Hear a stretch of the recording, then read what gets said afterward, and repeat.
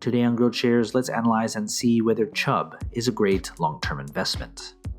The company analysis is divided into three broad factors: the business, the stock, and the price. Furthermore, these three factors are subdivided into 14 metrics that give us the complete picture of the company. Each factor and each metric are given different weight, together adding up to 100% of the overall analysis. Each factor and each metric are then given a grade from 1 to 100, with 1 being a failed investment and 100 being extraordinary. When everything is put together, a final grade will be given, also from 1 to 100. Most companies that I'll analyze in this channel will hover around a grade of 50. Companies with a final grade of 81 or higher will be included in my Great Investments playlist.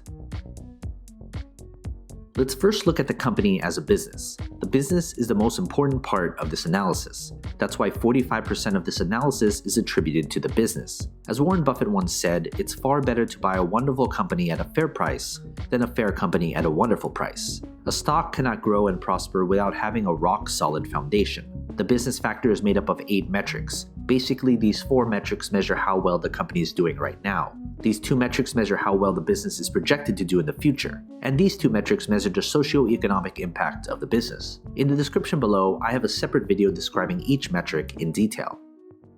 Based on this grade, I would consider this an above-average business. Everything else going forward would need to be above average or better to make this an attractive investment. Next, let's look at the company's stock. We can't easily invest in something unless there's shares available to buy and sell. That's why 35% of this analysis is attributed to the stock. If the business is the foundation of a company, the stock is a reflection of that foundation. Does the market reflect how good or bad the business has done?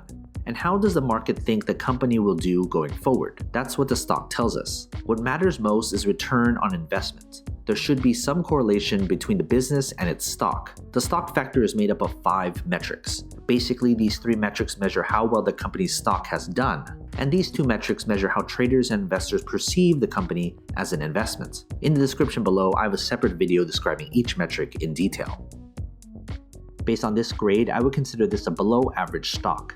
This company could be a good business, but it needs to see its performance and further analysis improve before it would make a good investment.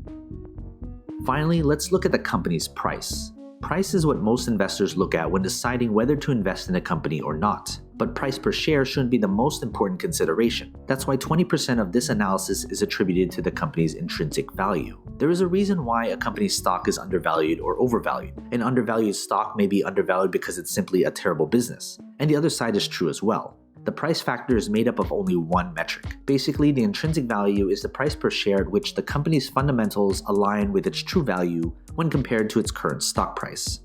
Based on this grade, I would consider the price to be very overvalued. If you're looking solely at the price per share, this shouldn't be a company you should invest in. Now that we have everything calculated, let's figure out the company's final grade. If you want a database of the companies I've analyzed, consider becoming a subscriber to my Patreon. For only $2 a month, you'll gain access to my Google Sheets spreadsheet with all the grades for you to filter through. They're frequently updated, so consider becoming a subscriber. Link in the description below, or head to patreon.com/growthshares. Based on this final grade, I would consider this company an average investment. If you're a long-term investor, you'll get average returns if you invest in this company right now. Some of you will put different importance on different aspects of my analysis. You may solely just be looking at the price per share. Others may look at the business. But if you're looking at this company as a long-term investment, you should look at all 3 factors because it paints the entire picture of the company. When it comes to the final grade, it doesn't necessarily mean I'm bullish or bearish on the company's stock. Grades are adjusted to take into account the company's industry, sector, and competition. Of course, major news does have an effect on the company, but my analysis is built upon a solid foundation that focuses on the long-term health of the company. From time to time, I will reanalyze a company and share it with you. So you've made it this far, shoot me an email. I'd love to get in touch with you and talk more. What company should I analyze next? And do you agree with this company's final grade? If you want me to analyze more companies, hit that like button, subscribe to my channel, and share this video with other investors. And as always, take care of your money.